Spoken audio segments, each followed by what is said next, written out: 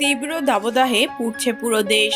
এরই মধ্যে কিছুটা স্বস্তির খবর জানিয়েছে আবহাওয়া অধিদপ্তর। তারা বলছে দেশের বিভিন্ন অঞ্চলে অস্থায়ীভাবে ঝড়ো হাওয়া এবং বজ্রসহ বৃষ্টির সম্ভাবনা রয়েছে। এর ফলে কমতে পারে দিন ও রাতের তাপমাত্রাও।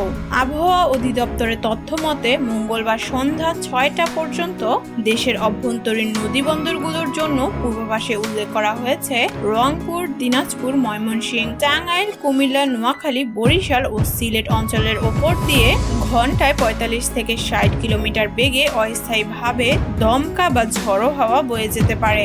সঙ্গে থাকবে বজ্রসহ বৃষ্টি।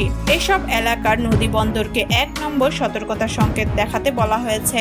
এছাড়াও ঢাকা, সিলেট, বরিশাল এবং চট্টগ্রাম বিভাগের একটি স্থানে বজ্রসহ হালকা থেকে মাঝারি ধরনের বৃষ্টিপাত হতে পারে।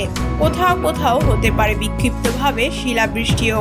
আবহাওয়াবিদদের মতে এই বৃষ্টি সাময়িক স্বস্তি দিলেও পুরোপুরি গরম কমার সম্ভাবনা এখনোই নেই। তবে বৃষ্টির প্রভাবে কিছুটা হলেও কমবে বাতাসের গরম ভাব এবং তাপমাত্রার কিছুটা হেরফের হতে পারে। অতএব ঝড় ও বজ্রপাতের সময় বাইরে না যাওয়াই ভালো। নদীপথে চলাচলকারী নৌযানগুলোকে সর্বোচ্চ সতর্কতা অবলম্বন করার আহ্বান জানানো হয়েছে। The breaking brief, Dhaka.